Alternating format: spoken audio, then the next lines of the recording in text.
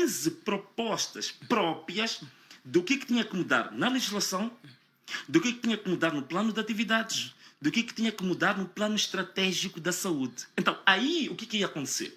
Depois dos 3 meses, apresentas o Ministro da Saúde, ele vem, apresenta-se em público, ele já tem pelo menos 10 propostas legislativas, plano de atividades, sobre questões a transformar o Ministério. Então, aí tu acrescentas valor. Quem afundou esse projeto? Quem afundou o projeto?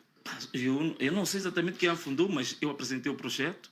O presidente, numa altura em que não era suposto ele falar publicamente do projeto, numa entrevista que ele deu a uma televisão local, ele falou do governo Sombra quando nós tínhamos combinado que íamos ficar 3 meses a dar uma formação intensiva sem falar disto. E depois disso, eu, para um papel como assessor qual é que é, fiz a proposta, apresentei ao presidente, fiz todo o projeto completo, a implementação do projeto, isso já acabou, chefe. E ele nunca apresentou, nunca quis. Esse é um dos projetos. Certo. Se quiseres, posso-te apresentar o segundo. O segundo projeto... De forma resumida. O segundo projeto, que se ia ser um boom mesmo para não, foi um projeto que eu fiz justamente para as redes sociais. Um projeto voltado para as redes sociais, para a comunicação digital, certo. Que chamava da Hora do Presidente. O que era esse projeto? Era um projeto voltado para as redes sociais em que faríamos o seguinte. Todas as quintas-feiras, o Presidente teria uma comunicação entre 45 minutos a 1 hora de tempo. Às 18 horas. E fiz 18 horas de propósito, por 18 horas. Normalmente, todos os programas de entretenimento que, digamos assim, capitalizam a audiência nas redes sociais estão a terminar por volta das 18 horas. Então, ia às 18 horas nas quintas-feiras. E qual é que era a lógica desse programa? Esse programa, logo a seguir o encerramento da conferência de imprensa do Conselho de Ministros, às terças-feiras, os assessores, aqueles ministros que eu falei, do governo Sombra que eu falei, sim, iam pegar em todos os temas que o governo ia apresentar na terça-feira ao público, em função das áreas, e iam estudar todas as propostas do governo, verificar quais são as fragilidades de cada uma das propostas e apresentar soluções alternativas para cada uma. E o presidente, na quinta-feira, fazia a réplica, isto é, ia rebater todas as questões que o governo ia apresentar na quinta-feira no Conselho de Ministros e apresentava a visão da Renamo em concreto para cada um daqueles pontos. O que isto ia fazer? Ia permitir que todas as semanas a Renamo estaria em contacto com o eleitorado apresentando propostas alternativas de políticas públicas, de governação, por aí. E isto seria algo extraordinário. Por quê? Ia permitir a Renamo estar permanentemente em campanha. Certo, eu estou a perceber. É um dos projetos. E tantos outros. Estou a perceber a essência. Tantos outros que eu apresentei. Foram feitos mesmo. Está a dizer em outras palavras que Venâncio Mondlane fez bem o seu trabalho. Quem cometeu o erro foi o presidente Sufumado, porque não quis ouvir. Sim, eu creio que sim. Porque eu até hoje estou à espera, né? Estou à espera, por exemplo, quando me disseram que eu estava a acessar funções como assessor. Bem, a primeira coisa que se faz, digamos assim, sob o ponto de vista na ética mais elementar, se você quer destituir alguém, você chama a pessoa, apresenta as questões dos novos desafios e por aí, faz um balanço de como é que foi o trabalho, por aí fora, e você informa que a pessoa passa a cessar porque há uma nova perspectiva por fora. Eu nunca fui chamado para isso. Talvez eu soubesse, e eu até hoje estou à espera, que me digam a mim, sob o ponto de vista profissional, quais são as fragilidades que eu tive no meu trabalho como assessor. O Venâncio Mondlane teve esse mesmo cuidado de chegar ao presidente Sufumado e dizer que tinha pretensões de candidatar-se a presidente do partido antes de fazer publicamente? Não fiz. Então, por que ele tinha que chamar o Venâncio Mondlane? Não, eu posso explicar, aí posso falar disso com muita liberdade. Muita liberdade. A questão de eu mostrar a minha pretensão de me candidatar, isso faz parte das minhas liberdades fundamentais e individuais. Eu não tenho obrigação absolutamente nenhuma de dizer ao meu chefe de que eu quero fazer uso de um direito básico de qualquer membro do partido dentro do... Isso não é obrigação. Um assessor E político, não é. E não. um assessor político é um cargo de confiança. Sim, sim. Um cargo de confiança. É. E quando temos alguém de confiança ao nosso lado, esperamos que essa pessoa seja de fato de confiança. Sim. Mas Logicamente, Raul. numa situação de Venâncio, Sim. se fosse presidente da Renamo Sim, e tivesse o Sufo Mamadi como seu assessor sim. e ouvisse pela televisão que ele pretende ocupar o seu posto, agiria com normalidade? Não, é assim. Raul, vamos lá fazer aqui algumas contas, ok? Vamos lá raciocinar juntos.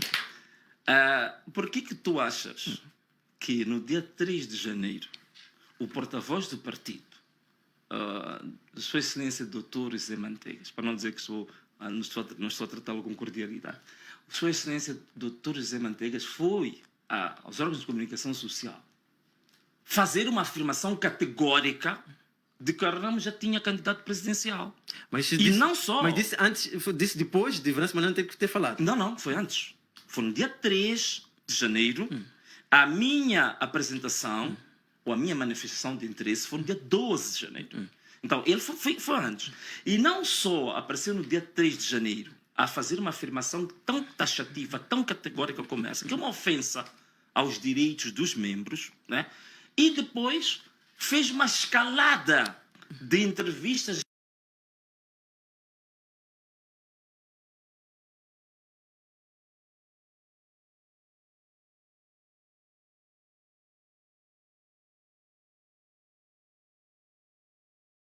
em vários órgãos de comunicação social a falar de forma pontual de alguns membros, incluindo a mim. Na verdade, 90% do que ele andou a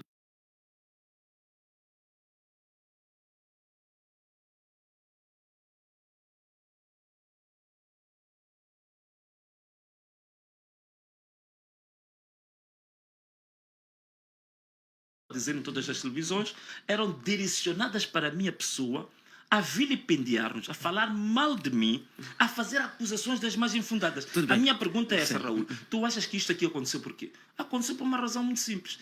Ele é porta-voz do partido, ele é porta-voz do presidente. Se ele foi fazer aquilo, eu entendo que ele foi fazer, apesar do presidente ter dito o contrário, e, sobretudo, a escalada que ele fez a seguir, que é de andar pelas televisões, a chamuscar a própria imagem. O porta-voz Zé Manteigas. Não foi o presidente Sufo Mamadi. Sim.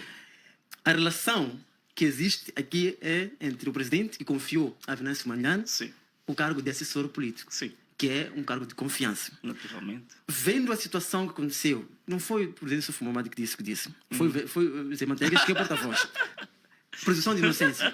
Por que o Venâncio Malandro, que tanto acredita na justiça, na justeza das coisas, Claro. não tomou a iniciativa de falar com o presidente e dizer ao presidente: ouvi dizer que o partido tem um candidato, mas eu penso que tenho capacidades para avançar. Olhando para o fato de ter sido confiado. Já percebi. Apesar de eu achar que acerca de uma hora, o que é que nós vamos ter aqui, podíamos explorar melhor do que estamos a termos muito nesse ponto. Mas essa é uma questão de classificação. Mas se quiseres isso, não tem problema Mas tudo nenhum. bem. Apesar de ser um assunto muito marginal, mas é assim, em relação não é a isso... não é marginal. Mas em relação a isso... É uma questão mesmo de perceber. Tudo bem, não há problema, Raul. Eu vou-te responder isso de forma muito clara, muito direta. Isto é assim, Raul, o que eu não queria aqui dizer, mas vou dizer, estás a insistir tanto com a pergunta, eu vou dizer. Logicamente, Raul, se isso não aconteceu, é lógico que há assuntos precedentes. Tudo bem. E esses assuntos precedentes, logicamente, é que levaram a deteriorar a relação que existia entre eu e o presidente. Eu não queria falar disso. Portanto, significa que o espaço que eu tinha privilegiado para apresentar as minhas ideias e por aí fora, o presidente já tinha fechado esse espaço para mim. Tudo bem. Eu já não tinha esse espaço para Era isso que eu queria perceber. Sim. Tudo bem. O Conselho Nacional de Renamo aprovou o perfil do candidato a presidente do partido e, por consequência, a presidência da República. Disse, numa das lives que fez recentemente, que este perfil não passou por uma votação. Claro. A pergunta que eu faço: há cobardia entre os membros do Conselho Nacional da Renamo? Nenhum deles pronunciou sobre isso. É cobardia? Está lá Ivone Soares, está lá Manuel de Araújo, Zé Manteigas. São cobardes? Não, pá, não usas essas palavras assim tão fortes. Até acho que eles, ao verem isso, devem estar muito atentos. Agora o que o Venâncio vai responder? Mas é lógico que não vou Mas esse é um órgão do partido. não vou considerá-los cobardes, né? Não posso fazer uma coisa dessa. Não, e também a questão que eu coloquei, quando eu disse que não houve votação, eu estou a falar dos aspectos formais. Isto é, se Por exemplo, existe, o fato de não, se existe, não analisar o relatório de contas do partido. sim. Nossa, Espera, questões espera. críticas. Sim. Não, calma. Raul, agora vamos com calma. Qual é a pergunta que tu queres que eu responda? Primeiro, perguntar se eles são cobardes. Então, Certo. deixa-me lá elaborar sobre a cobardia. Certo. E depois podemos avançar para também falarmos sobre o relatório de contas que fui eu a falar antes, que depois tinhas me interrompido. Então, se é para falar da cobardia, deixa-me terminar a questão da cobardia. Aparecemos mais sucintos, Venâncio. Sim, exatamente. sim. Então também dê-me lá um bocadinho de tempo para Certo, responder certo. a questão. É assim, em relação à cobardia, não vou dizer que sejam cobardes. O que eu posso dizer é que são matérias que constam do estatuto. Certo. Logo, é a obrigação do próprio Conselho Nacional debater aquilo que são as atribuições do próprio Conselho que constam do estatuto. É o que estou a dizer. Agora, por que não fizeram? Logicamente que eu não tenho tamanha visão de especial para perceber o que anda na cabeça de cada um deles. Agora, o que é notável, o que é, digamos, provável, é que as questões estatutárias fundamentais das competências do Conselho Nacional não foram cumpridas. Isso é fato. Em relação à questão da votação, são questões formais. Quando nós temos uma deliberação de qualquer órgão do partido, essa deliberação tem que ser feita com aquilo que chama-se, como acontece nas Assembleias, a Assembleia da República, Assembleias Provinciais, com um relatório de votação. Esse relatório é quando há de vir que da composição do órgão de 120 membros, destes 120 membros, 10 membros votaram nesse sentido e naquele sentido, e vem a descrição até daqueles que quiseram votar vencido, se não votaram vencido, das opiniões contrárias e por aí fora. Portanto, isto não houve. São questões meramente formais.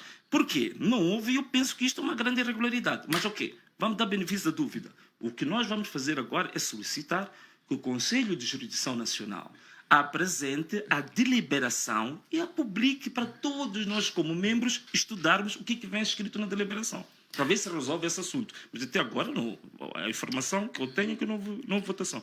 Esse silêncio, parte dos membros do Conselho Nacional, em relação a essas questões críticas que aqui avançou, o que pode significar? Que há uma cultura de ditadura na atual liderança da RENAMO, existe cultura de medo. O que pode justificar esse silêncio? Cultura de ditadura, eu penso que é inegável que existe. Quem é o ditador? A cultura do medo também é claro que existe. Agora, o silêncio pode ser também por medo. Eu acho que sim, muita gente...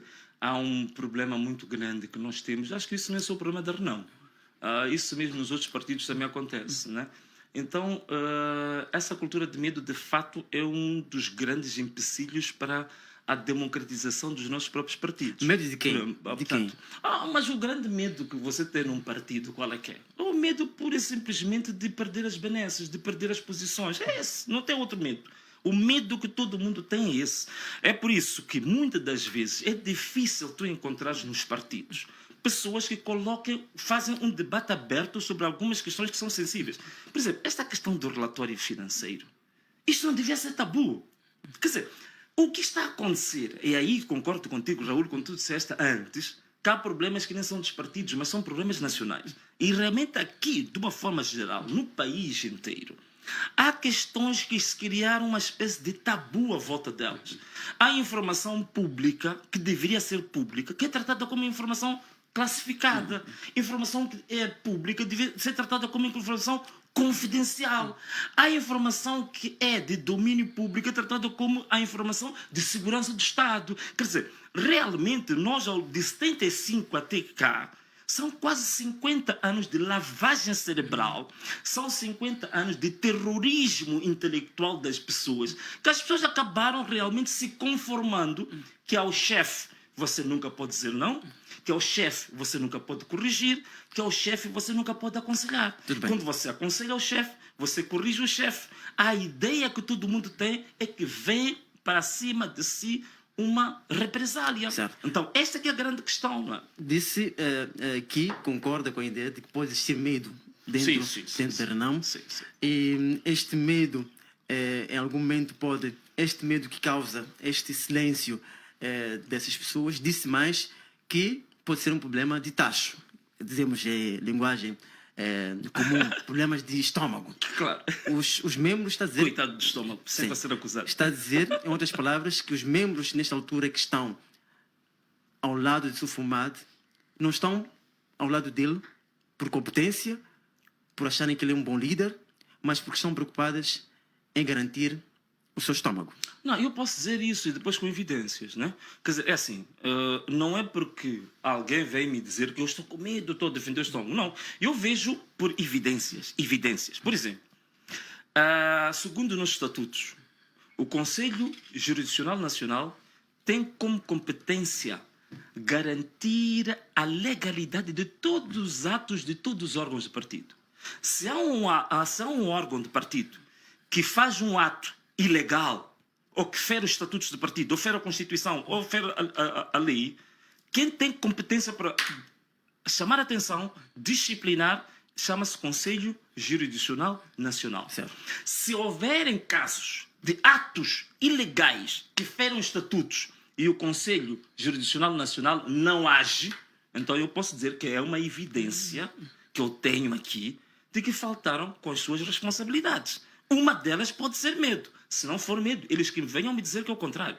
E há uma série de atropelos aos estatutos do partido que foram cometidos ainda na própria reunião da Comissão Política Nacional, que o Conselho Jurisdicional Nacional, que são pessoas, em princípio, dos mais competentes em matéria da ciência jurídica, nunca disseram absolutamente nada.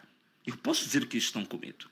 A Comissão Política Nacional não tem competência para fazer propostas de perfil, mas saiu uma decisão da Comissão Política em que se submeteu um perfil ao Conselho Nacional. Posso dizer que os membros da Comissão Política, se ninguém chamou atenção ao Presidente sobre isto, posso dizer que é uma evidência de que estão a faltar com as suas próprias obrigações, porque eles são conselheiros diretos do Presidente. Certo. O próprio Conselho Nacional verificou uma série de coisas aqui que eu te falei, que não disseram isto, não falaram isto, então só pode ser por medo. Se não for por medo, então que venham dizer quais são as outras variáveis que levaram a olhar para este tipo de irregularidades e não se pronunciarem. Tudo bem. Não?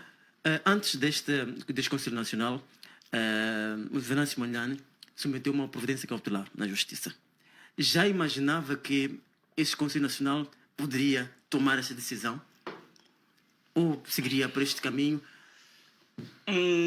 Sim. Não. Logicamente que eu faço parte de uma igreja profética, mas neste caso não foi nada profético. Foi com evidências mesmo formais. O que aconteceu? A última providência cautelar, tem a ver com a questão da convocação dos convites que foram feitos aos membros do Conselho Nacional.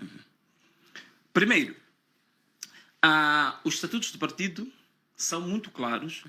Todo e qualquer tipo de conselhos, reuniões de qualquer tipo de conselho, seja o Conselho Nacional, Comissão Política Nacional, seja o Conselho Jurisdicional Nacional, qualquer tipo de conselhos, qualquer tipo de reuniões colegiais, os estatutos do partido estipulam que o convite ou a convocação deve ser feita com 15 dias de antecedência. Este Conselho Nacional foi confirmado para o dia 14, 6 dias antes. Então, só por isto é uma grande irregularidade. E algumas pessoas até podem dizer, mas qual é o problema? As pessoas já vinham. Não é isso. O problema é que as pessoas não estão a perceber aqui quais são as implicações de você não respeitar os timings. É que se tu não respeitas o tempo, dependendo das matérias a serem tratadas, esta coisa do tempo pode fazer diferença.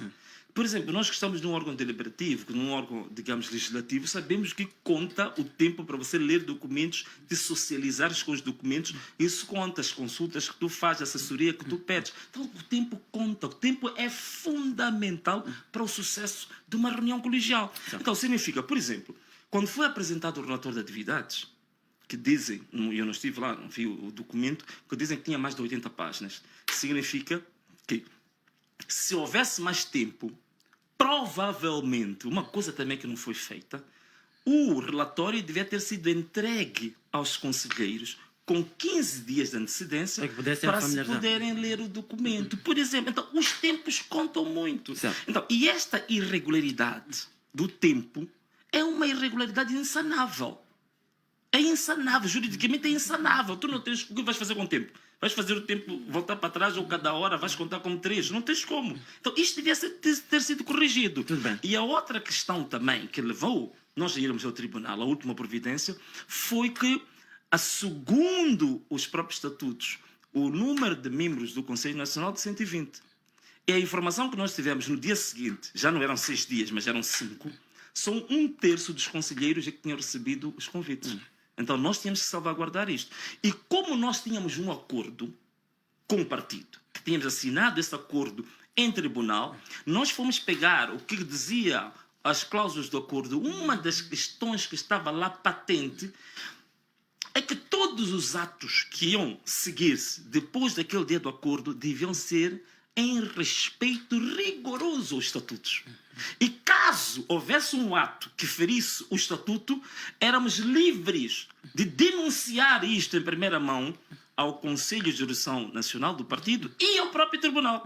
Então nós avisamos ao presidente: Sr. Presidente, 2 erros graves que vocês estão a cometer aqui. Estão a ferir os estatutos do partido na convocação do Conselho Nacional. Enviamos um e-mail para o presidente, o Dr. Macuiane, e nós dissemos: vamos amanhã de manhã submeter essa denúncia ao tribunal. Então já tínhamos um acordo que nos permitia agir da forma como nós agimos. Vamos supor que essa providência cautelar submetida ao tribunal não surta os efeitos desejados. Até onde vai a vontade de Venâncio Mondlane de ser presidente da RENAMO? Olha, a minha vontade, se me permitires, posso arranjar uma resposta assim muito simples, né? A minha vontade vai até onde Deus permitir. Mas é assim, eu me predispus a uma batalha, digamos assim, no sentido mais pacífico, né, da coisa. Se me propus a uma batalha, me propus a um propósito. Eu tenho que ir usar todas as possibilidades que, digamos assim, conducentes para que esse propósito se consuma. Então, tudo o que estiver ao meu dispor para poder salvaguardar a persecução deste propósito, eu vou fazê-lo. Da mesma maneira que eu fiz, e isto foi uma lição, né? Isto é histórico, e creio que nas próximas décadas isto possa ser estudado. Nós tivemos nas eleições autárquicas, pela primeira vez na história da RENAMO, eu digo isto sem nenhum pejo, sem nenhum pudor, porque pela primeira vez na história da RENAMO não houve nenhum recurso submetido pela RENAMO que tenha sido acusado de ter deficiências técnicas, deficiências de forma, não sei o quê, como histórica e ciclicamente acontecia com os recursos da RENAMO desde 94. E veja só uma coisa, nós apresentamos 17 ofícios que nós apresentamos. E pela primeira vez na história da RENAMO nós fomos a 4 instituições cruciais que têm a ver com a validação das eleições. Porque às vezes as pessoas pensavam que o único órgão que pode dirimir questões de validação dos resultados eleitorais era o Conselho Constitucional. E nós provamos o contrário. Que existem responsabilidades, por exemplo, que têm a ver com o Tribunal Administrativo, que têm a ver com a Procuradoria-Geral da República, têm a ver, por exemplo, com o Provedor de Justiça e têm a ver com o próprio Conselho Constitucional. Então nós fomos a essas, esgotamos todas as possibilidades de 4 instituições ligadas à gestão do sistema de justiça. O que eu quero perceber, então, Venâncio Mondlane, é até onde vai esta vontade, o que pensa fazer, pensa coligar-se, como se diz por aí, a juntar-se a um outro partido? Não. Eu neste momento sou membro da RENAMO, contrariamente ao que muita gente anda aqui a dizer, isso não está nos meus planos. Porque eu dentro da RENAMO é onde estou a fazer a luta e eu ainda acredito que é possível ir ao Congresso e concorrer. Então, este é que é o meu foco, é onde eu estou com toda a minha energia, toda a minha crença nisso. Eu sou membro da RENAMO, vou fazer a luta dentro da RENAMO, até onde Deus me permitir fazer essa luta. Venâncio, os membros do Conselho Nacional da RENAMO foram vestidos a rigor. Sim. Com camiseta estampada do presidente Oussouf Mahamat, não acha que havia um alinhamento de todos os membros do Conselho Nacional naquele sentido, no sentido de apoiar Oussouf Mahamat? Não, Raul, quer dizer, para haver um alinhamento era preciso termos certeza que foram, digamos assim, se perguntou a cada membro dos 120 se tinha vestido a camiseta de forma livre ou não. Então, se não entende que argumento pode ser, alguém pode ser imposto a colocar uma camiseta? Naturalmente, que aquelas camisetas foi uma imposição. Não se perguntou se era da vontade ou não colocar a camiseta. As pessoas chegaram a Maputo, sobretudo as pessoas que tinham que viajar, e ao chegar aqui entregaram um kit, né? Devia ter material de trabalho, e uma das questões era entregar a camiseta. E dentro da cultura do medo que nós já tínhamos falado aqui, mesmo que a pessoa não quisesse, a partir do momento que dissesse, não, eu não vou pôr a camiseta, eu não sou obrigado, eu sou conselheiro. O que é um conselheiro? Conselheiro é o fiscal. Conselheiro nacional, por outras palavras, né? Falando de forma simples, um conselheiro nacional o quê? Um fiscal. Ele fiscaliza o executivo. Ele fiscaliza as ações operativas do partido. Está numa posição superior, até podemos dizer assim. Está a dizer outras palavras. Imagina um fiscal que vai fiscalizar uma ação, chega na sua... Vamos lá, um fiscal de finanças. E chega aqui no CIP e a primeira coisa que acontece, o CIP lhe oferece uma camiseta, oferece-lhe um boné, e antes dele fazer o trabalho de fiscalização, já está a receber refeições, está a receber um lanche. Faço essa pergunta porque temos de falar para a população perceber. Para o povo perceber. A imagem que nós temos do Manuel de Araújo, de Ivone Soares, pessoas frontais, sim, está a dizer que há a cultura de medo. Essas pessoas têm medo de falar dentro da RENAM, de dizer abertamente que não estamos alinhados ou não concordo com isto. São pessoas adultas. Sim. A mim ninguém vai me impingir uma camiseta que eu não quero vestir. Sim, caríssimo. É assim. Daí que eu estou a dizer que eu não posso dizer de uma forma categórica que aquelas pessoas foram por medo. Não posso dizer isso. O que eu posso dizer é que não existem evidências de que aquelas pessoas puseram as camisetas por vontade própria. Também não tenho essa informação. Tudo bem. Vamos avançar. Vamos avançar. Não quero fazer aqui acusações para depois o Manel amanhã. Agora, boa viagem, Manel. Sei que você vai aos Estados Unidos da América. Não pode começar a escrever no Facebook de o Venâncio falou mal de mim, então vou lhe bombardear. Não estou a dizer que você... Eu sei que você é um tipo extremamente corajoso e muito frontal. Não estou a dizer isso. Tudo bem. Venâncio Mondlane já não é jovem, está com 50 anos de idade. Sim. Completou 50 anos de idade em janeiro deste ano. Yeah. O que poderá acontecer com Venâncio Mondlane caso esta vontade que tem de ser presidente da RENAM não se efetive e Oussouf Mahamat seja eleito ou reeleito a presidente da RENAM? Será a morte política de Venâncio Mondlane? Não, eu acho que isso é um exagero. Né? Eu tenho ouvido pessoas a dizerem sobre isso, dizerem isso. Mas há uma coisa que as pessoas esquecem. Eu já dei uma entrevista que eu dizia que se há uma costela que eu tenho, que é muito forte, a minha é a costela de ativista. E eu não cheguei à política porque fui bater à porta à procura de um way. Né? Um way. Eu não estava à procura de nenhum way. Foram bater a minha porta e me convidaram para eu sair do ativismo político em que eu estive durante muitos anos para ir fazer política ativa. E foram partidos já existentes e consolidados que foram bater à minha porta para me convidar a ir à política ativa que eu dizia que não queria ir. Então, eu já vinha de uma atividade cívica, eu vinha do ativismo político já há muito tempo, que é a coisa que eu adoro fazer. É por isso que às vezes tenho problemas na política. Por quê? Porque eu trago esse defeito do ativismo. E o ativista, vocês são uma organização por excelência destas. Você sabe que o ativismo, as pessoas são muito, digamos assim, são muito escravas da sua palavra, dos seus valores, dos princípios, não sei o quê, e dão a cara para defender a justiça, não sei o quê. Então, isso é típico do ativismo. Então, é isto que eu trouxe para a política. Então, eu fui convidado a ser para a política ativa, mas eu nunca larguei a minha costela ou a minha coluna vertebral de ativista. Então, se eu parar de fazer política ativa, eu volto para o ativismo, eu nunca vou parar de pensar o país, nunca vou parar de fazer uma das coisas que eu mais gosto na política, nem a política em si, como as pessoas costumam dizer. O que eu gosto na política é usar a política como um instrumento para eu ser um veículo para ajudar as pessoas necessitadas, para ajudar os injustiçados. Então, isso que é a coisa que eu mais gosto, que é coisa que me realiza, não vou parar de fazer por hoje estar na política ativa, amanhã não sou deputado. Isso não me faz diferença nenhuma. Bem, eu faço sempre os meus trabalhos. Aliás, Raul, se me permitires uma coisa só. Repara que no período das feiras parlamentares, quando todos os deputados estão nos seus círculos eleitorais, estão nas praias, eu estou a fazer o meu trabalho cívico, estou aí a ouvir injustiças, estou a receber, eu tenho um canal que eu abri, que é VM7 Denúncias, e eu recebo por dia mais de 10 denúncias de injustiças neste país. E tenho uma equipa que trabalha justamente para auscultar e resolver o problema das pessoas. Então, vamos chegar a isso, o papel do deputado, ainda nesta conversa. Caso o Suf Mamad avance e seja considerado, ou seja eleito presidente da Renamo, entende que isso vai prejudicar o partido no estágio em que está? Há quem cogita a possibilidade de que a Renamo pode perder os assentos da Assembleia da República. Não, eu nem vou falar dos assentos, porque isso é futurologia, as pessoas vão dizer não vão ter 10 assentos ou 15 assentos. Eu não posso dizer isso. Agora, há uma coisa que eu posso dizer acho que com alguma propriedade, quer dizer, logicamente que o eleitorado não vai ficar satisfeito com isso.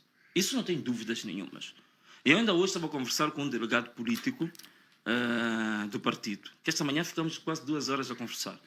E ele dizia, não, Venâncio, nós temos que arranjar uma maneira de ultrapassarmos esta crise em que estamos aqui no partido. Então, eu dizia uma coisa, olha, uma das coisas que o Partido Renamo deve fazer agora, o Partido Renamo deve fazer uma radiografia de quais são as origens profundas deste eminente divórcio entre o partido e o povo. De perceber isto. O que o povo quer? O que o povo está a clamar? Olha para as redes sociais, veja o que dizem as mensagens sobre a Renamo. O problema é a Renamo ou o problema é a liderança da Renamo? É preciso nós fazermos uma radiografia. Qual é o problema da Renamo agora? Irmos aos bairros. Qual é o problema da Renamo agora? Qual é o problema da Renamo agora? Agora você quer me meter já, não, mas qual é o problema da Renamo agora? Mas vamos nessa. Não, o problema da Renamo agora são vários, mas um deles é o mais saliente, é o mais falado, o mais evidente, é o problema da liderança da Renamo. O que o povo neste momento está a solicitar. Por quê? Porque o povo depositou confiança na Renamo, tu viste nas eleições autárquicas. A marca Renamo foi uma das marcas mais apreciadas, mais cobiçadas. Na cidade de Maputo, nós tivemos um caso, permita-me lá, não estou a dar voltas, permita-me lá, na cidade de Maputo nós tivemos um caso de um prédio onde as pessoas ouviram dizer que havia lá 3.000 camisetes. Olha, o prédio, as pessoas invadiram o prédio. Tiveram que ir chamar polícia para acudir os habitantes, os residentes do prédio, porque a população queria invadir o prédio, queria saber onde estão as camisetas da Renamo. O que isto significa?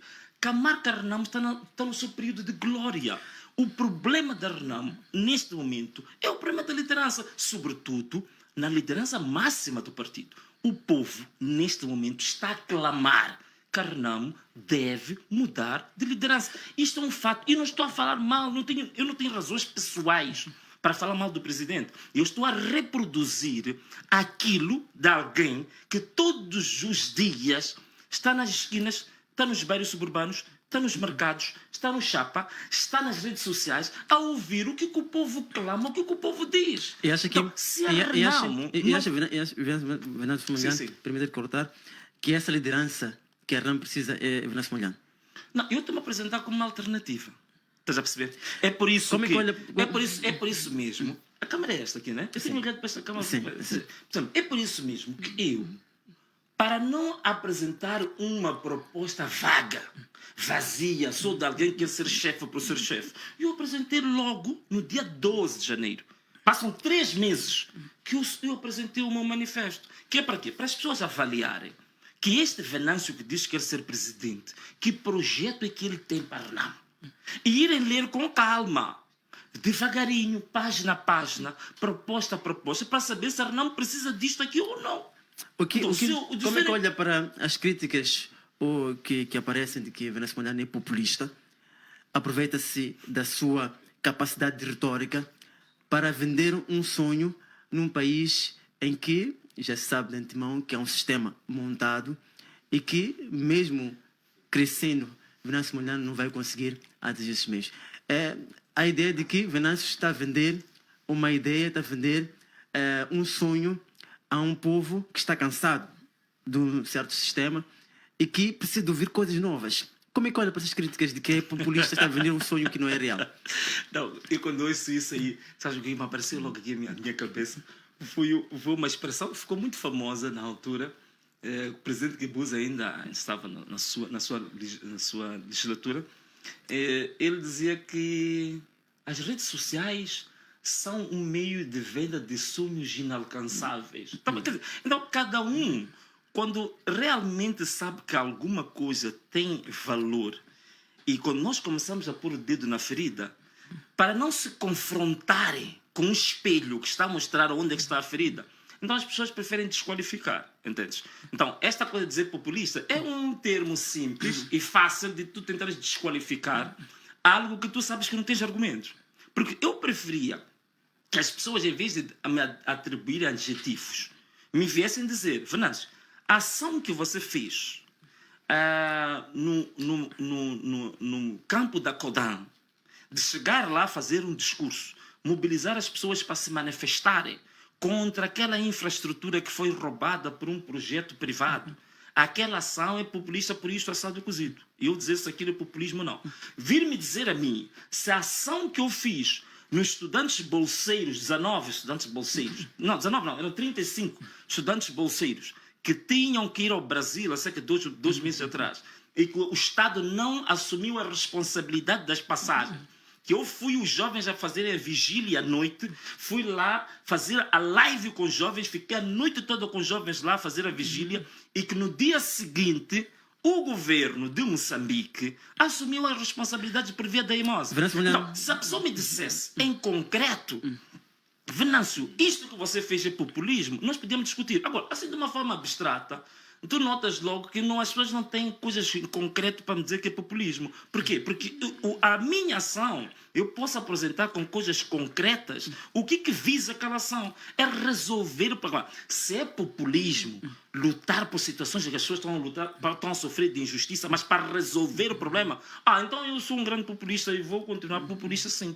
Se populismo é isso que estão a falar, então sim, então sou populista, sim. E vou continuar com todo orgulho e com mais intensidade ainda, não é? Venâncio Mondlane, fala-se muito que o poder corrompe. Sim. Não tem medo de um dia chegar ao poder e ser corrompido? Olha, boa pergunta, Raul. Porque assim, eu te confesso uma coisa. Enquanto um ser humano não tiver um conjunto de valores sólidos, e enquanto o ser humano não perceber que há valores que estão acima dele, que ele é dependente de determinados valores, esse aí vai se corromper facilmente. E eu, por exemplo, vou dizer uma coisa: a natureza humana, e se me permite só citar um pouco a Bíblia diz que o coração do homem é corrupto. Quer dizer, nós como seres humanos, na verdade, a nossa natureza já é uma natureza corrupta. Nós temos a natureza corrupta. O que te vai salvaguardar da corrupção?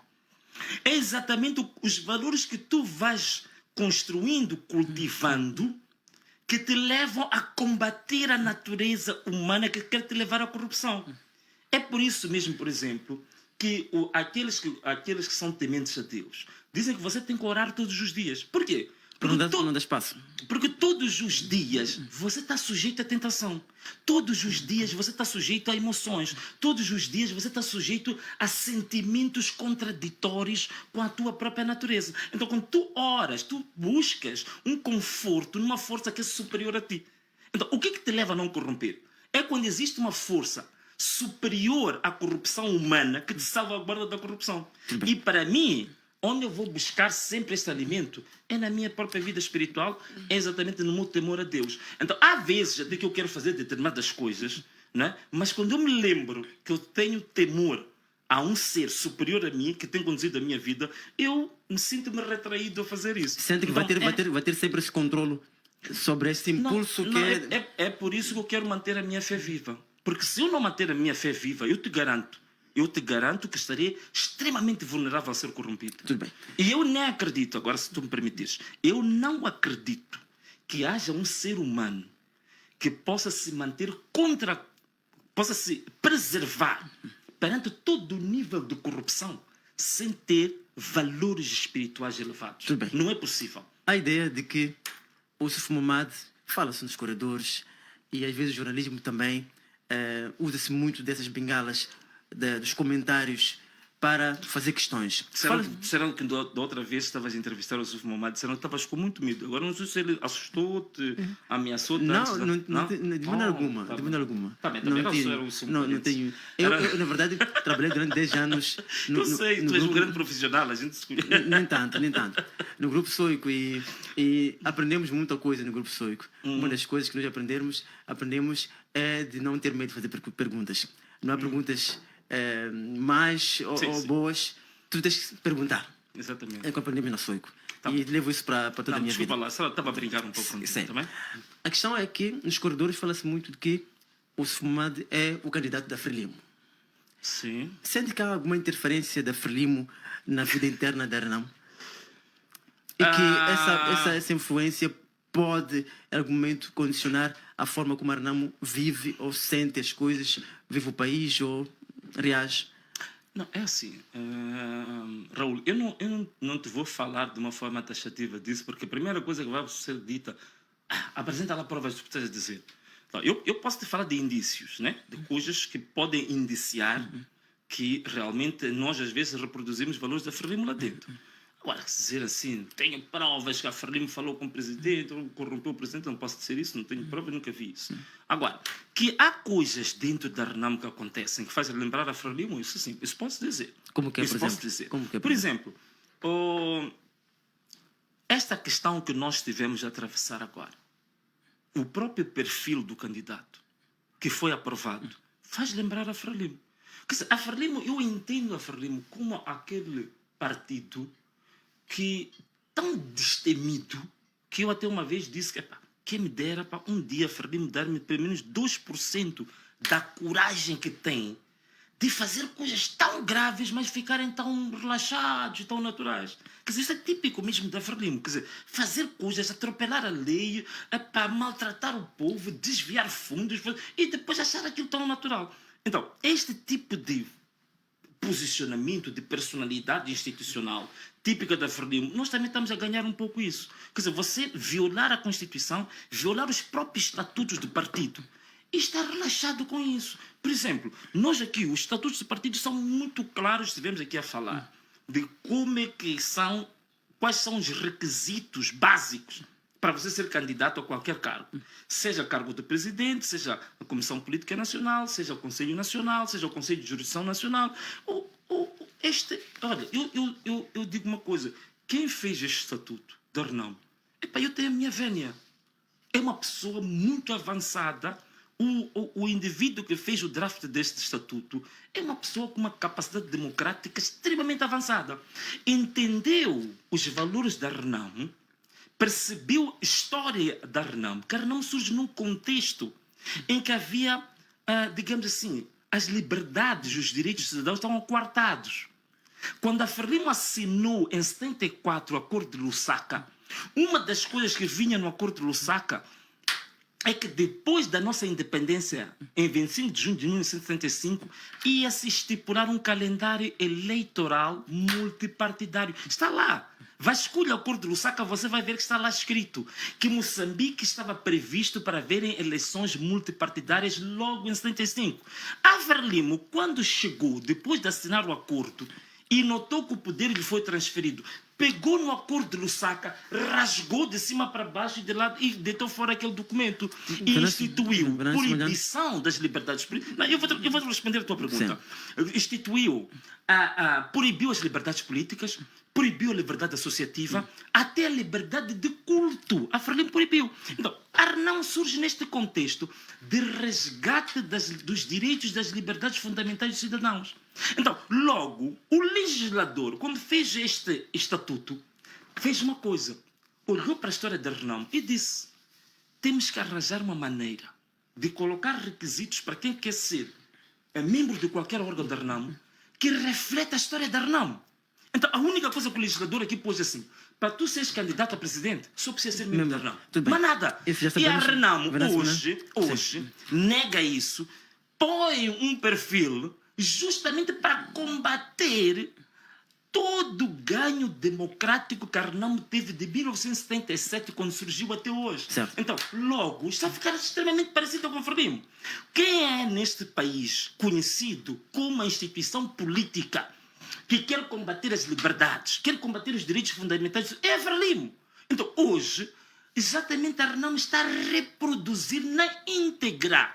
E tu, às vezes, nos debates internos, eu costumo perguntar às pessoas, dizem, não, Venâncio, a Renamo tem história, a Renamo vem do sangue, morreu muita gente, então não podem ser vocês miúdos. Olha, isto é um discurso típico frelimista. Isto é um discurso herdado no tal chamado centralismo democrático, que a Frelimo aprovou no seu terceiro congresso em 1977. A Renamo está a fazer exatamente a mesma coisa que a Frelimo aprovou em 1977. É por isso, deixa-me só terminar só um minuto. É por isso mesmo que hoje os membros sêniores da Frelimo, alegando a tal história de libertar um país, porque morreram não sei quantas pessoas, dizem que por isso que nós nunca vamos deixar ninguém governar esse país. Nós é que lutamos pelo país, vamos governar nos próximos 100 anos. É a mesma coisa que a Renamo está a fazer. Diz que hoje são os guerrilheiros que podem concorrer, só quem tem 15 anos de militância pode concorrer. Isto é copy-paste do que a Frelimo tem feito com este povo, tem feito com este país. Tudo bem. Nasceu na Frelimo, num contexto familiar da Frelimo. Sim. O seu pai está vivo e é da Frelimo. Como é que a família olha para a sua forma de ser, estar? O que seu pai diz sobre isso? Sim, bem, tivemos alguma dificuldade em 2000, portanto, há cerca de 11 anos, né? 2013 para cá são 11 anos. Quando eu comecei a fazer minha política ativa, portanto, há 11 anos, primeira vez que eu entro na política, vou para os embates eleitorais, em 2013, realmente foi um choque, né? Foi um choque muito grande para a minha família. Sentiram-se, digamos assim, violentados com uma situação de alguém estar a ir para a oposição e trabalhar para a oposição. Mas é verdade que com o tempo, e nessa altura, veja só, o meu pai ainda estava em funções, né? O meu pai ainda estava a trabalhar, porque o meu pai, nessa altura, tinha uma função numa empresa, de uma das maiores empresas públicas de seguros do país. Então, o meu pai sentiu muita pressão até do próprio partido, né? E questionavam-lhe, passou por situações muito tristes, né? Chegou até a agravar o estado de saúde do meu pai na altura, graças a Deus. Depois disso passou, ele foi reformado. Quando foi reformado, ficou um pouco com menos pressão, porque já não estava no ativo. Então aí ele acabou assumindo e aceitando de uma forma muito natural a minha situação. E até hoje quase que é um assunto, digamos, visto sem nenhum tabu dentro da minha família, né? Passou para o MDM, para a Renamo. Sim. Em que circunstâncias iria militar na Frelimo? Não percebi? Passou para o MDM. Sim. Agora está na Renamo. Okay. Em que circunstâncias militaria na Frelimo? Nenhumas, porque eu já tinha explicado isso uma vez numa entrevista, que eu sou homem de um caminho num único sentido. Quer dizer, aquilo que para mim passou. Que é o que diz a Bíblia, que eis que tudo se fez novo. Então é assim. Eu saí da Frelimo, fui ao MDM, saí do MDM para Renamo, por uma questão de a busca de determinados valores que eu acho que são os valores que uma sociedade verdadeiramente democrática precisa.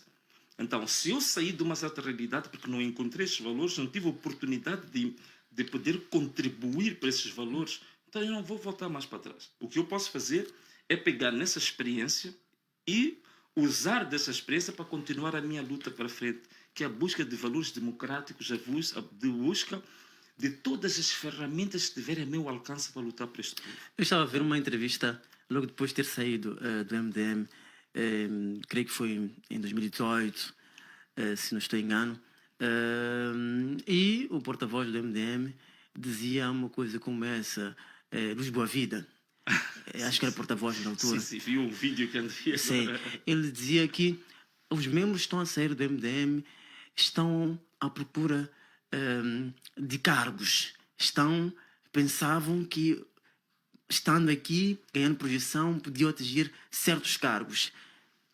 Está à procura de cargos? Está à procura de poder? Se calhar, se calhar a tua pergunta é por que você saiu do MDM, também pode equivaler A questão mais ou é, menos. a questão é, está à procura de cargos. Não, de forma nenhuma, e vou-te explicar porquê. Na altura, as razões que me levaram a sair do MDM eu expliquei. Eu fiz uma carta, que se calhar eu posso depois passar, Recordo-me dessa uma carta. carta um pouco longa que eu fiz a explicar por que razão estava a sair do MDM. E uma das questões, houve razões dentro do partido e houve razões parlamentares. E todas as razões tinham a ver com pura e simplesmente propostas concretas que eu fiz, que eu achava que eram justas para o partido e para o país, que essas propostas pura e simplesmente não tiveram espaço. Então eu achei que se as minhas propostas, coisas que eu acreditava profundamente nelas, que o partido precisava e que o país precisava, não estavam a ser aceitas, e eu estava a ser tratado com muita hostilidade por causa delas, então preferi ir para onde pudessem acreditar nisso. E onde é que eu tive oportunidade? Foi quando eu fui à Serra da Gorongosa. E eu ouvi do líder máximo da Renamo fazer-me uma proposta que eu estava a ver uma luz enorme para tudo aquilo que eu não tinha conseguido fazer. Que proposta foi essa? Não, uma das propostas que me foi feita pelo presidente da Câmara na altura, daí que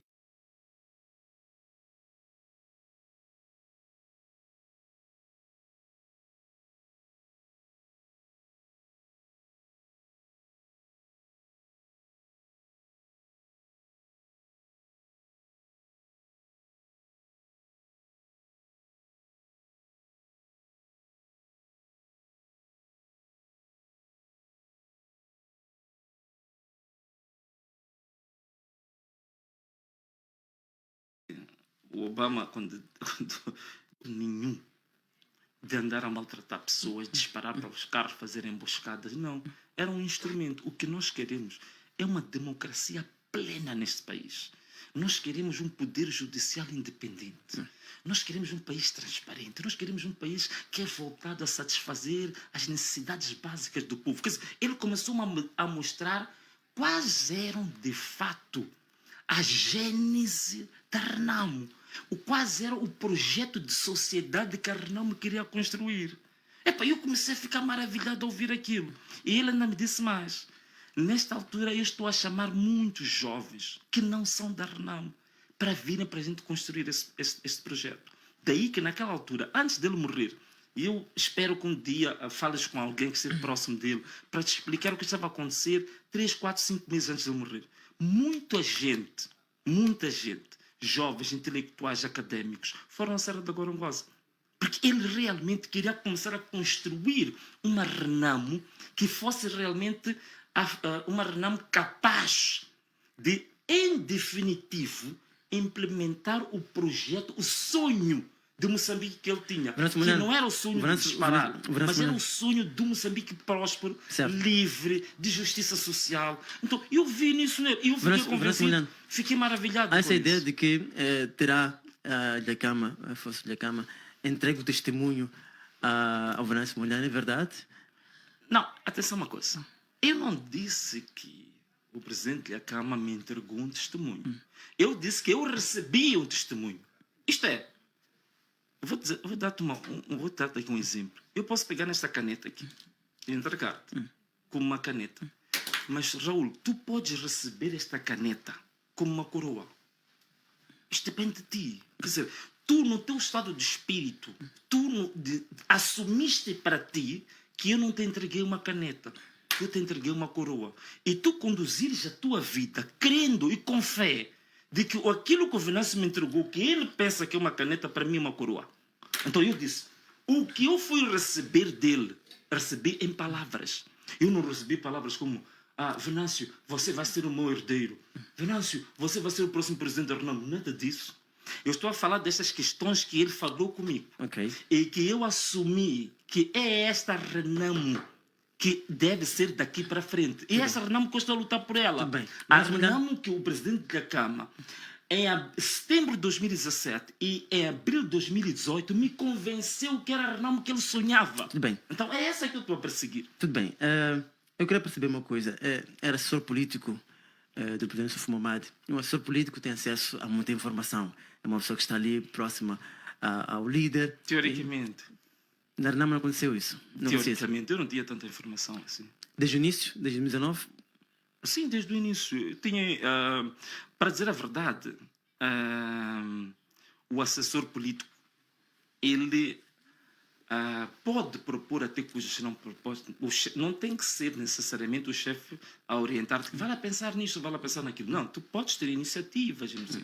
Mas em termos de informação privilegiada na Renamo, eu nunca tive tanta informação assim como parece.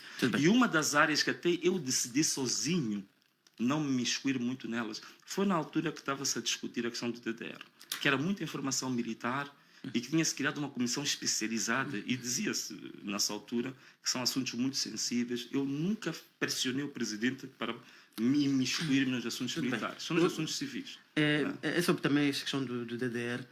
Queria perceber as leituras que se fazem e alguns acreditam que, por exemplo, há uma relação para além de presidente da Renamo e presidente da Frelimo entre o Sufo Momad e o presidente Filipe Nyusi. Pelo nível de convívio que tem na Renamo, entende que há esta cumplicidade, esta situação de, em algum momento, em que o presidente da Renamo devia aparecer a público fazer críticas, não faz porque tem essa relação de cumplicidade com o presidente Nyusi. Entende que isso existe?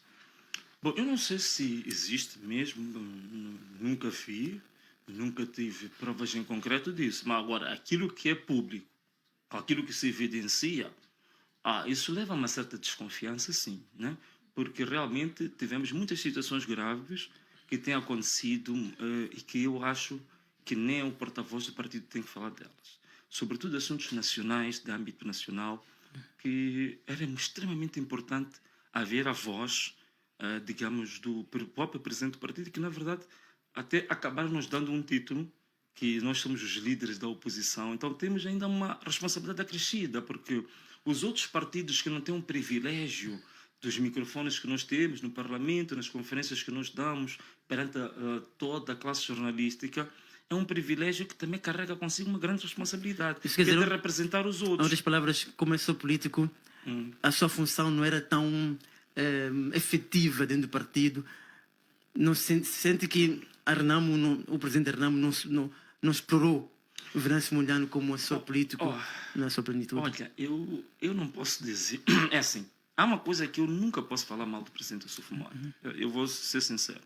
Ele nunca, em nenhum momento, me criou barreiras para eu dar as minhas ideias, para eu assessorar. Não, ele nunca teve. Isso ele nunca fez. Esse é um mérito que eu dou a ele. E digo-te, eu felicito a ele por isso. Eu sempre me senti muito livre de apresentar as minhas ideias, de apresentar os projetos. Isso ele sempre deu-me um campo muito bom. Agora, onde havia problemas era na implementação. A maior parte dos projetos que eu levava noites a preparar, não sei o quê, eu notava que depois ele próprio criava não levava depois para implementar. Por que razões, não sei. Há gente que especula aí muita coisa, mas essa é uma parte que eu sentia-me um bocado retraído, porque tu, quando trabalhas, o que tu queres ver é que a tua ideia, sobretudo quando o chefe gosta e aceita, tu ficas esperançado que a ideia depois vai se materializar. Então, quando a ideia não se materializa, sei lá, cria uma certa frustração. Há um filósofo que é em 1821, francês, Joseph Marier, que escreveu que é uma frase célebre: cada povo tem o governo que merece. Entende que o povo moçambicano tem o governo que merece? E depois eu devo acrescentar uma frase de um grande escritor brasileiro que tem a ver com isso. É que ele dizia assim: no Brasil, agora já não precisamos mais mudar os políticos. Chegou a hora de mudar o povo. No sentido de que, de fato, é isso.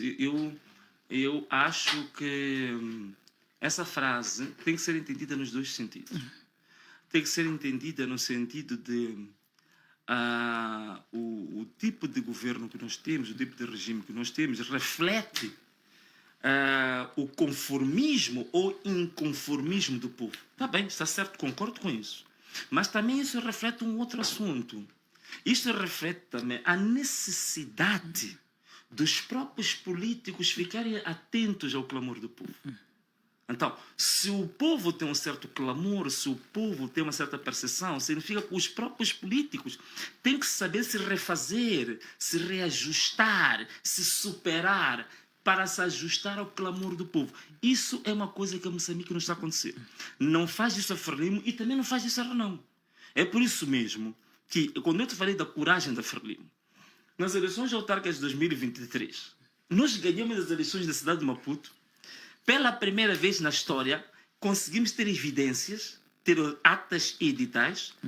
Pela primeira vez também na história eleitoral moçambicana, fizemos o scan de todas as atas, todos os editais, abrimos um link no Google Drive que qualquer pessoa em qualquer parte do mundo podia entrar e fazer os cálculos com as atas editais da cidade de Maputo, evidências mais do que claro.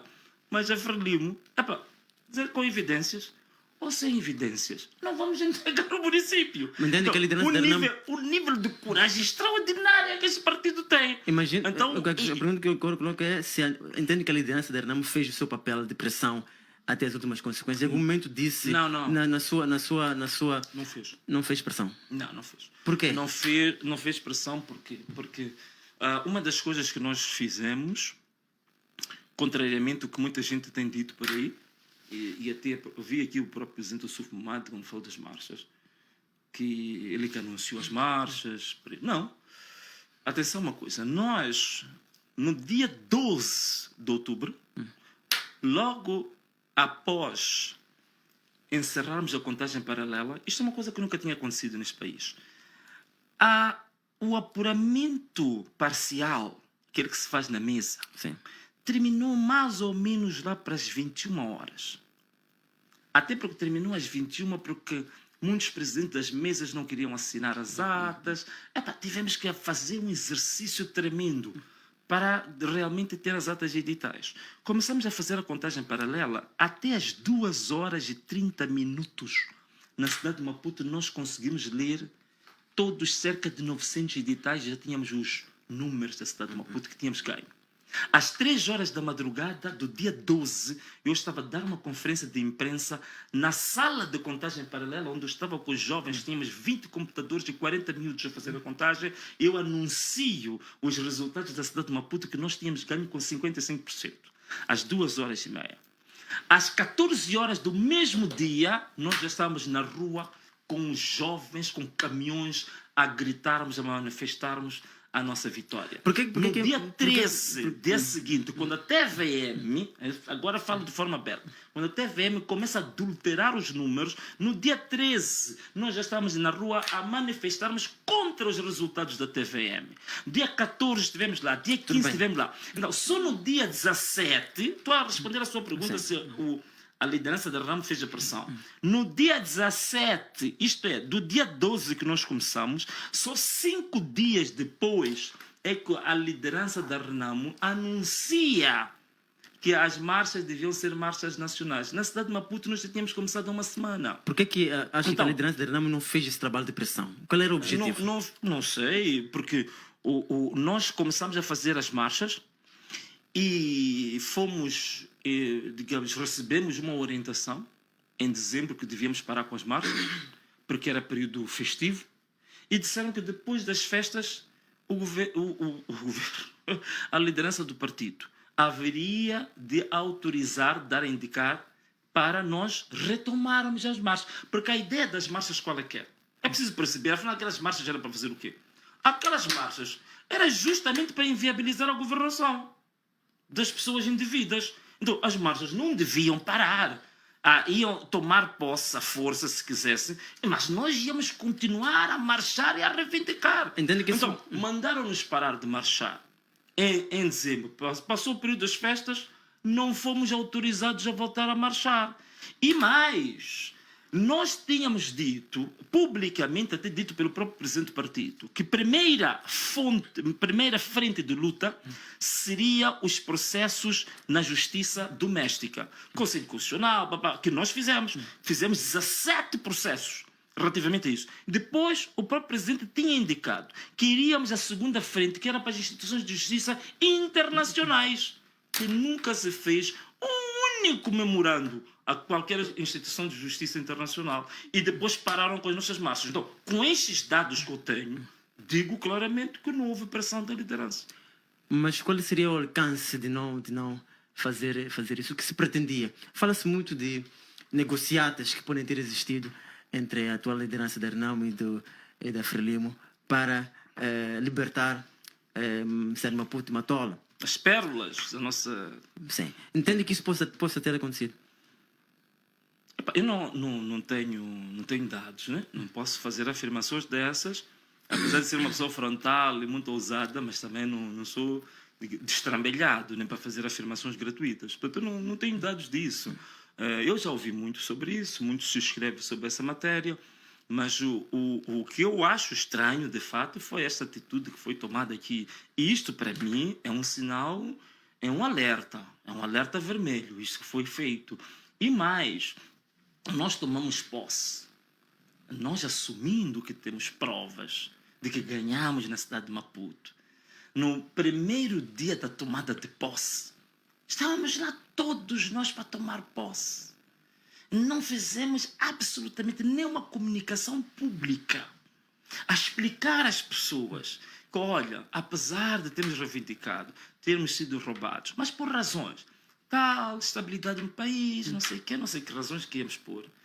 Nós informamos ao povo moçambicano que vamos tomar posse no dia X. Fazemos um comunicado às pessoas. Porque houve muitos jovens deixaram de fazer o que tinham a fazer na vida. Alguns faltaram às aulas. Outros eram trabalhadores em conta própria, perderam dinheiro, perderam negócios. Tiveram 1 mês e meio a marchar nessa cidade de Maputo com um sol de 45 graus em alguns dias, sem água, sem comida, arriscando tudo. E algumas vezes fomos agredidos pela polícia. Em 2 ocasiões houve agressões físicas. Então, como é que tu tomas posse? Tu não explicas a essas pessoas o que está a acontecer. Que conclusões é que tu chegaste? Por que razão você está a ir sentar na Assembleia Municipal quando você diz que aqueles lugares são roubados? E tu não explicas isso ao povo. Então, eu, por essas razões, eu digo sim. A desconfiança que a população está a ter tem bases de ter essa desconfiança. De que houve negociatas, de que houve aqui esquemas. Eu acho que o povo tem razão de ter essa desconfiança por essas atitudes. O que esperava da comunidade internacional? A Renamo tem informações que a Renamo entregou os editais da comunidade internacional. O que esperava da comunidade internacional? Sim, sendo que a comunidade internacional é conivente da situação que aconteceu nas eleições autárquicas? Eu não posso dizer que seja conivente, mas eu acho que há uma certa passividade. Né? Porque para dizer conivente eu tinha que ter provas exatas, né? De alguns esquemas conjuntos que tenho, portanto não posso apresentar, mas claramente a comunidade internacional tem uma passividade quase doentia, patológica. Não é missão. É verdade que nós percebemos que relações diplomáticas têm uma natureza muito própria, quer dizer, você não interfere na soberania dos países, por aí fora. Mas eu penso que um país sério, sobretudo estes países em que alguns deles até prestam ajuda ao orçamento do Estado, e alguns desses países também têm projetos aqui, sociais em Moçambique, que levam dinheiro dos seus próprios cidadãos, porque esse dinheiro que vem para ajudar Moçambique não é dinheiro da embaixada, nem o dinheiro do presidente dos Estados Unidos. É dinheiro dos americanos. Sim. É dinheiro dos impostos. Então, você está a levar dinheiro público de pessoas, vir ajudar um país e diz que quer reforçar a democracia.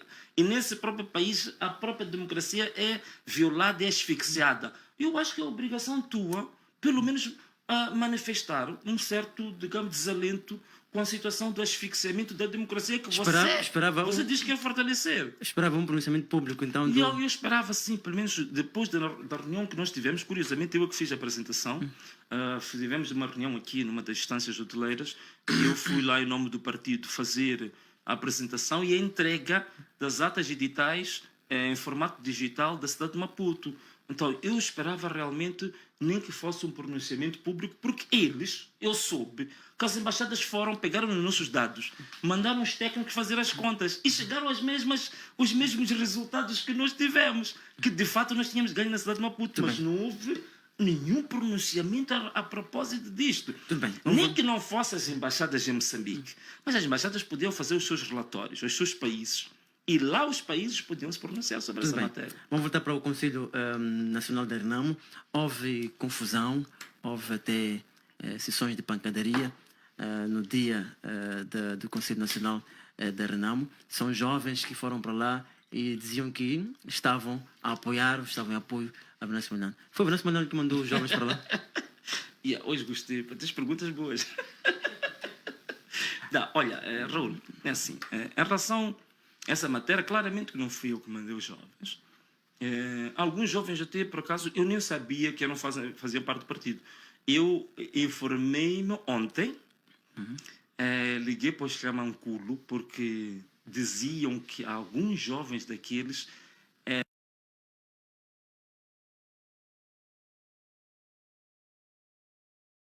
militavam no Xamanculo. Então liguei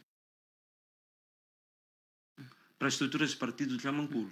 É que me confirmaram que 2 jovens são do distrito de Xamanculo, porque eu não os conhecia. E depois já estavam poucamente públicos de que aqueles jovens não pertenciam ao partido, que aqueles jovens eram marginais, que eram jovens que foram encontrados aí, que foram pagos para sabotar a reunião da Renamo. E iram lá em nome do Venâncio. Eu procurei me informar. De fato, pelo menos 2 deles são membros da Renamo. E depois um deles até me refrescou a memória, porque um dos jovens que foi agredido era o nosso MC nas marchas. Só que eu não estava a ver pela tela, mas quando procurei me informar, era um dos que cantava durante as nossas marchas. Portanto, são membros mesmo da Renamo. Portanto, não são vândalos, não são jovens que foram contratados, mas não foram ao mando do Venâncio, não. Por acaso eu também fiquei surpreendido a vê-los lá. Não os mandei, nem tenho capacidade de o fazer.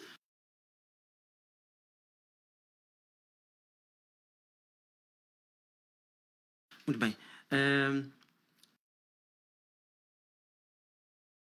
A avançar a candidatura de Ossuf Momad. Bom, perfil, né? Aquele perfil, acho que eu sou o presidente do Ossuf Momad que tem. Mas se for fora daquele perfil, em termos de capacidade de gerir o partido, vai ser difícil, porque até agora passam 3 meses. O único que apresentou o manifesto é o Venâncio. Então, é com base num projeto em concreto que tu avalias se este indivíduo tem papos só, ou então tem ideias e tem um projeto. Agora, nenhum deles tem projeto. Nenhum deles, nem em nenhuma entrevista, eu fico atento às entrevistas para ver o que dizem. Mas nas entrevistas deles, eu escuto a falar da vida pessoal, de onde é que vieram, onde é que lutaram, não sei o que. Mas nenhum deles tem um projeto. Projetos para não vi nenhum deles a dizer, então não sei. Portanto, não posso, há quem diz que Juliano Picardo é um candidato do Ossuf Momad que está ali só para baralhar o processo. Como é que olha para isso? É verdade? Bom, não posso dizer que seja verdade, mas que há indícios que dá para desconfiar, sim, porque nós temos visto os pronunciamentos deles nas redes sociais. E Juliano Picardo, em algum momento, no debates calorosos que tivemos nas redes sociais, chegou a defender que realmente era dispensável o Congresso.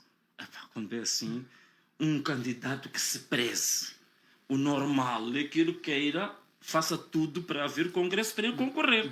Agora, um candidato que está a dispensar uma sessão para ele ser eleito, então eu acho que esse não é candidato. Esse deve ser uma simulação de candidatura. Eu estou a falar das evidências, porque isso que estou a dizer, se ele disser que onde é que você for buscar, é simples. A gente vai nos debates, nas redes sociais. Por exemplo, eu e ele estamos num grupo de WhatsApp. Então é simples, posso ir buscar o que ele disse e lhe apresentar. Então ele defendia isso. Dizia que não, devíamos ter uma convenção, não ter um congresso, porque o partido gastou dinheiro. Ele defende isto. Então, realmente, por aquilo que ele anda a defender, eu acho que ele é uma simulação. É um pseudo-candidato. Eu acho que realmente é uma camuflagem, não é um candidato genuíno, né? Muito bem, vamos avançar. No âmbito da primeira providência cautelar que Venâncio Mondlane tentou no tribunal, Durante a confusão ou então as conversações que houve, em algum momento a imprensa escreveu que a liderança da Renamo teria dito que não havia dinheiro para realizar o Congresso. Essa informação de falta de dinheiro é algo que se disse em seu tribunal ou nem por isso? Sim, disse. O Disse, eu presidente confirmo. Eu confirmo. Foi um membro sénior do partido e, curiosamente, da Comissão Política do partido, foi lá como testemunha. E ele fez essas afirmações. Se nós quisermos, podemos ir buscar a ata, né, do julgamento que houve, há de vir lá escrito. Na ata tem que vir. Então, ele tinha dito que vínhamos de um processo autárquico, que o partido gastou muito dinheiro e nas ações autárquicas não há financiamento, e como as ações autárquicas não são financiadas, o partido já não tinha dinheiro. Até que ele repreendeu foi o próprio juiz. O juiz lhe repreendeu, disse, ok, tudo bem, vocês estão a dizer que não há dinheiro, né? Para não haver congresso. Ok, tudo bem, para não convocar o congresso. Então eu vou pedir, o próprio juiz disse isso, eu vou pedir que na segunda-feira me tragam os relatórios financeiros do partido. Quero ver os extratos bancários, eu quero ver os relatórios financeiros. Então ficaram com medo, porque, não, como sabem, não querem apresentar nunca os números financeiros do partido. Ficaram com medo daquela ameaça do juiz, então aí pediram desculpas. Não, para retirarmos o que dissemos. Quer dizer, então, dizer em outras palavras que o presidente Fumado mentiu na entrevista que deu ao CIP, de que não deu nenhuma orientação a quem quer que seja para dizer de forma categórica de que não havia dinheiro para realizar o Congresso. Sim, isso, não, eu não posso dizer que ele mentiu sobre isso, porque isso aí, quem disse, eu assisti, estive lá, foi um membro sénior do partido, da Comissão Política do partido. Mas não foi mandatário? Não foi... Eu não sei se ele recebeu ordens, mas eu ouvi ele dizer isso em pleno tribunal. Agora, quem lhe mandou dizer, também não sei. Mas que disse. Né? Muito bem. Por que o Venâncio Milano não recorreu aos órgãos internos para resolver os problemas? Você entende que não há democracia? A Renamo considera-se o pai da democracia. Diz que é o pai da democracia. Sim, senhora. Mas olha lá, eu posso apertar a mão, né? Ou não posso? Dá sua mão. Por quê? Não, estás a fazer boas perguntas. É porque eu às vezes fico cansado de ir às entrevistas que me fazem um conjunto de perguntas que são verdadeiramente banalidades. Então as perguntas são boas. Estás de parabéns, hein, Raul? Ok, então, em relação o Venâncio gosta muito de desconversar. Gosta de desconversar. Já vi a sua estratégia. Gosta de desconversar. Mas vamos a isso. Não, nada disso. É assim, não, é que estás a fazer boas perguntas, né? Difíceis, mas boas. Boas, porque eu acho que é isso que as pessoas querem saber lá em casa. Então, por que eu não recorri aos órgãos do partido, corri logo para o tribunal? Uma boa pergunta. Mas por que eu fiz isso? Sob o ponto de vista legal, não há nada que me impeça de eu não ir logo ao tribunal. Isso, graças a Deus, sabes, eu sou engenheiro, não sou uma pessoa da ciência do direito. Certo. O juiz que julgou a causa repreendeu os testemunhas da Renamo quando puseram essa questão. Disseram que o nosso irmão Venâncio não foi ao partido, correu para os tribunais. O próprio juiz repreendeu e disse que vocês, por favor, irem ler a Constituição da República. A Constituição da República privilegia os tribunais para dirimir conflitos entre cidadãos, entre instituições. Quer dizer, por outras palavras, o que quer dizer com isto? O Estado moçambicano diz que fonte primária para dirimir conflitos entre cidadãos estipulou na própria Constituição que é tribunal. Então, hoje em dia, por exemplo, há essas coisas de mediações, né? Por exemplo, aquilo é anticonstitucional. Já houve constitucionalistas que já falaram sobre isso. Quer dizer, pode existir a mediação se as pessoas estiverem interessadas. Pode ir à mediação. Mas nunca se pode obrigar ninguém que primeiro vá à mediação antes de ir ao tribunal. Isso é anticonstitucional. É uma atitude antidemocrática. Então, se o cidadão se sente livre, confortável de ir ao tribunal, do ponto de vista da Constituição, a Constituição diz que estás livre e te protege. Mas eu vou sair da questão da Constituição, questão do legalismo. Vamos falar agora, mesmo do ponto de vista ético também, né? Provavelmente também queres tocar no aspecto ético. Ok. Mas o que acontece é o seguinte. O organismo do partido que recebe este tipo de reclamações chama-se Conselho Jurisdicional Nacional, que é mais ou menos o comitê de verificação que a FREM tem. Portanto, para receber isto, dirimir, aconselhar as pessoas. Só que este conselho, por sua vez, é aquele que tem responsabilidade de disciplinar, de aconselhar todos os órgãos do partido, incluindo o próprio presidente. quando o estatuto do partido está sendo desrespeitado. E este mesmo conselho permitiu violação do estatuto. Nunca aconselhou. Então, Nunca convocou os membros para qualquer tipo de explicação por que o Congresso não estava a ser convocado. Mais grave, Raul, é aparecer o porta-voz do partido para um estatuto já violado, acrescentar ainda mais com insultos aos membros. E o próprio Conselho Jurisdicional ficar calado perante tudo isto. Já percebi. Então, perdeu toda a moral. Agora, um dado, só para terminar, Raul, só para tu veres o quão grave é que é isto. O infrator, quem devia ter convocado o Congresso, o presidente. O Conselho Nacional de Jurisdição não só não aconselhou o infrator, como em tribunal foi mandatário, foi advogado do infrator. Quer dizer, você tem alguém que comete um crime. O polícia deixa a pessoa cometer o crime.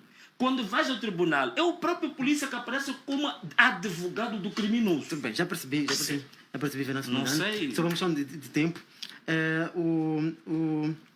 O líder, o presidente da Liga da Juventude de Renamo, Ivan Mazanga, disse, e posso citar, durante o Conselho Nacional: terminamos a nossa intervenção prestigiando o presidente Suf Momad pelo empenho das suas capacidades na procura de soluções para Moçambique, para Renamo e seus membros.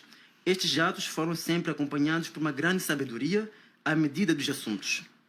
Gostaríamos que esta sabedoria continuasse para os próximos desafios do país, do partido e dos seus membros. Reveste nessas palavras da Liga da Juventude?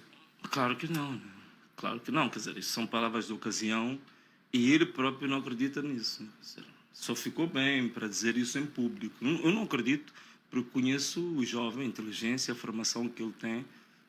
Eu sei muito bem que ele não acredita. Portanto, são daquelas coisas que... Por exemplo, uma palavra bíblica que eu gosto muito, um versículo diz assim: as tuas palavras não correspondem ao que está no teu coração. Então, acho que é isso. Quer dizer que aquela velha máxima de que as ligas da juventude, os partidos políticos são impingidos discursos para maquiarem as lideranças, é verdade? Nesse caso é verdade. Aí eu acredito, sim. Porque ele próprio sabe muito bem de que não é nada disso. Quer dizer, tamanha discurso tão, digamos, floreado, maquiado, de que houve sabedoria, não sei o quê. Acho que ele próprio não acredita nisso. Renamo sempre critica a OJM pelos discursos que faz, que apelida de bajulação ao chefe. Esse também é um discurso... É um discurso bajulador. E mais ainda que eu posso dizer, quer dizer, mais grave ainda, quer dizer, é tu saberes que, por exemplo, agora estamos a falar muito de perfil, não perfil, por aí fora. Veja lá uma coisa. Um jovem, o que é jovem em Moçambique? A criança é dos 0, né? Até os 14 anos, é isso. Então, o jovem começa dos 15 até os 35 anos. Né? Isto é o jovem. Então, o que acontece é que o estatuto do partido, o legislador, que eu disse que o legislador conhece bem a gênese da Renamo e colocou coisas maravilhosas aqui, foi exatamente na fasquia do jovem. Para você ser membro, então, disse 18 anos, já é membro. E sendo membro com 18 anos, diz que você já pode concorrer para qualquer cargo do partido. Então, está a dizer, quem preparou o estatuto estava a dizer que o jovem da Renamo precisa só ter cartão. Pode ser presidente da Renamo, pode ser membro do Conselho Jurisdicional, pode ser membro do Conselho Nacional. É o que está o estatuto, a dar privilégio ao jovem de ocupar qualquer cargo. Então, existe um perfil que vem a coartar a possibilidade de um jovem ser presidente da Renamo. Porque dizem que quem tiver abaixo de 35 anos tem que ser idade igual ou superior a 35 anos. Gostava de perguntar a minha realização: quanto tempo temos? Mais 10 minutos. Vamos ser sucintos. Vamos ser muito sucintos. Então, o que aquele perfil está a dizer? Aquele perfil está a dizer que o jovem não pode liderar a Renamo. Que um jovem não pode ser a presidente da Renamo. E depois você encontra o presidente da juventude a vir aplaudir uma situação destas. E em nenhum momento ele se rebela contra isto. Em nenhum momento ele mostrou que este mesmo perfil é excludente em relação àqueles que ele representa. Quer dizer que voltamos àquela situação do tacho. Claro, mas um tacho realmente muito doentio, até este ponto é demais. Porque eu acho que não havia problema nenhum, pelo menos ele dar uma indicação de que aqueles que eu represento, dentro e fora da Renamo, estão totalmente excluídos das possibilidades de um dia a gente fazer parte. Sabe, aqui na Constituição da República, eu gosto muito do capítulo que fala dos direitos, liberdades e garantias da participação democrática. Então significa que a participação democrática do jovem foi totalmente coartada naquele conselho, naquelas decisões tomadas. E há um jovem que aplaude, diz que há muita sabedoria na nossa exclusão. Tudo bem. Quer dizer, isto parece realmente um suicídio político. Este é um discurso de um suicida. A percepção que fica é que a parte militar quer o Suf Mahamat. Ouvimos, portanto, o representante da Associação dos Veteranos da Luta pela Democracia ao dizer que as suas palavras não foram bem recebidas, escandalizam e envergonham a ala militar da Renamo. Tem ou não apoio desta ala militar? Bom, primeiro quero dizer uma coisa. Quem disse isso aí é o representante de uma associação chamada ACOL. Que normalmente são por aí volta de 10 bajuladores e que os militares, os desmobilizados do partido, são mais de 5 mil. Portanto, isso não reflete o que realmente os militares pensam. E mais, a categoria mais patenteada na Renamo em termos militares não está na COLD. O Estado-Maior-General da Renamo não está aí. O Estado-Maior-General, para a sua informação, são os que na beira deram uma conferência de imprensa e disseram claramente que não querem a atual liderança do partido. Os mais patenteados. Do ponto de vista militar, este é um miúdo perante o Estado-Maior-General. Portanto, não há que levar... Então, do ponto de vista militar, são palavras que não têm valor absolutamente nenhum. Agora, se fosse o Estado-Maior-General da Renamo, eu diria que sim. Porque esses são os militares. Agora, se tu me permitires, ainda quero falar um bocadinho sobre isso. Porque é exatamente este indivíduo que usou o pódio que lhe deram o privilégio de fazer um discurso e que fez ameaças diretas a um membro do partido que manifestou a sua liberdade de expressão, que diz que pedia autorização ao presidente do partido para curar ou dar uma lição a esse jovem que tem levado os casos ao tribunal e não sei quantos. Quer dizer, isto é grave, porque havia uma teoria de que a Renamo ainda tem esquadrões da morte, tal e qual a Frelimo.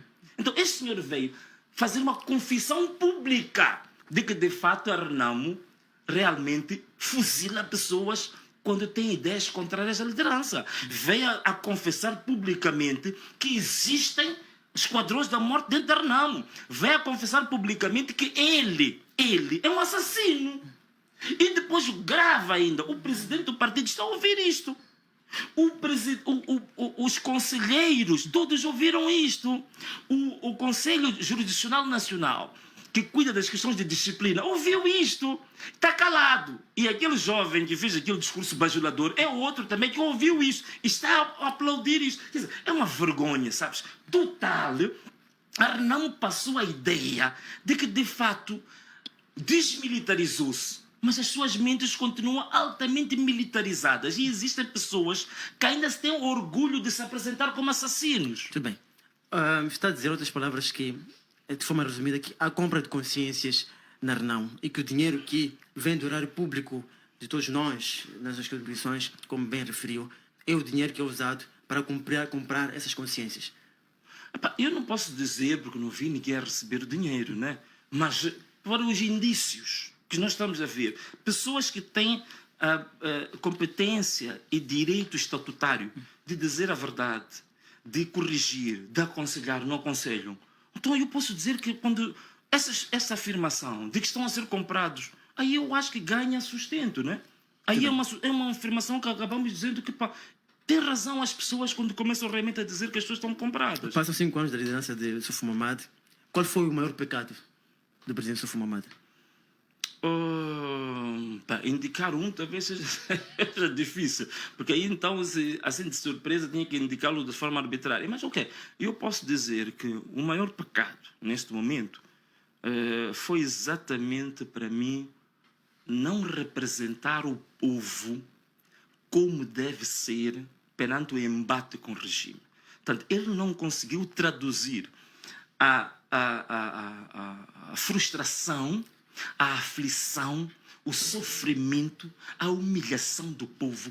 Ele não conseguiu ser porta-voz do povo, na verdade, perante o regime, em face das injustiças, da miséria em que o povo se encontra.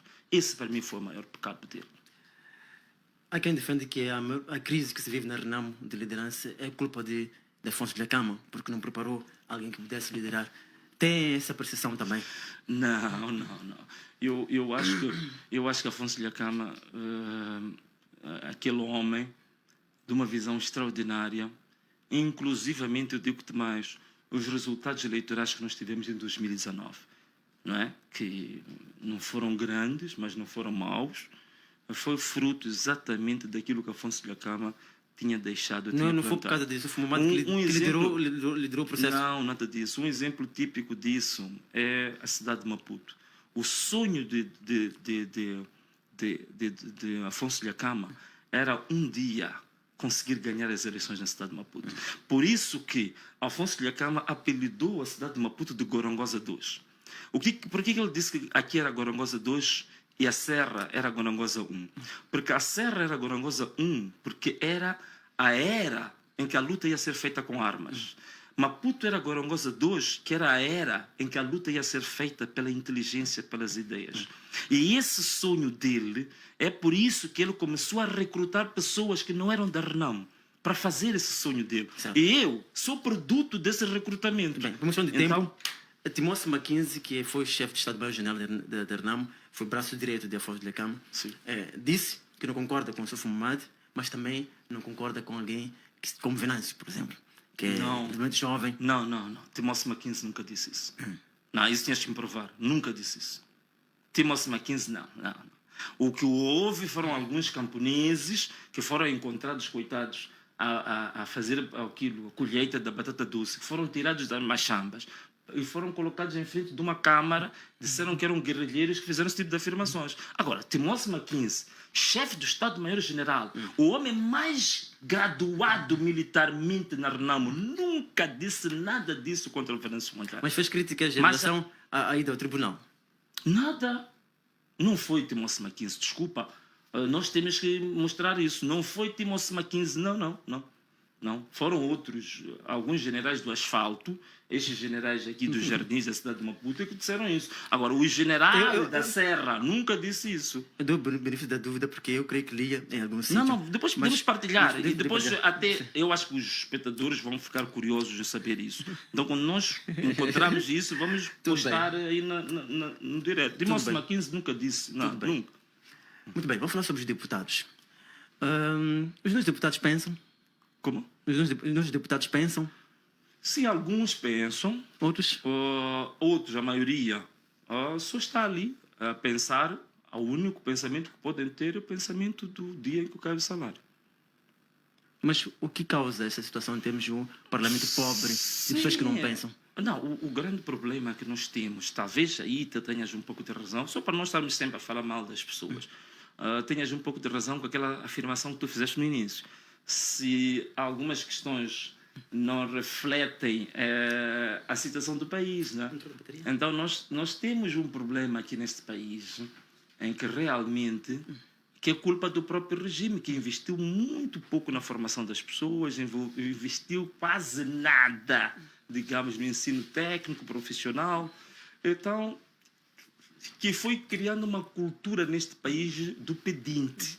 Então, nós aqui, durante muito tempo, a maior parte destes nossos 50 anos de independência, todos nós vivemos quase que com uma psicose de estarmos sempre a pedir.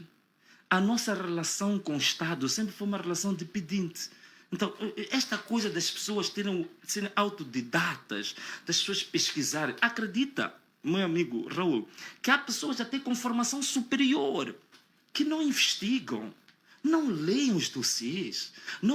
Quer dizer, nós realmente temos um problema crônico que até os que têm formação superior sofrem de uma doença grave que chama-se ignorância funcional. Gostava de agradecer a Venâncio Mondlane por ter estado conosco. Na verdade, já não temos tempo. A produção e a realização está a pedir que possamos sair. Gostava de agradecer por esses textos de conversa, por esta conversa enriquecedora que nós tivemos consigo. Espero que possa vir mais vezes aqui no CIPcast. Obrigado. Agradecemos também aos nossos internautas pela companhia e dizer que voltamos a cruzar caminhos na próxima quarta-feira. Foi um grande prazer.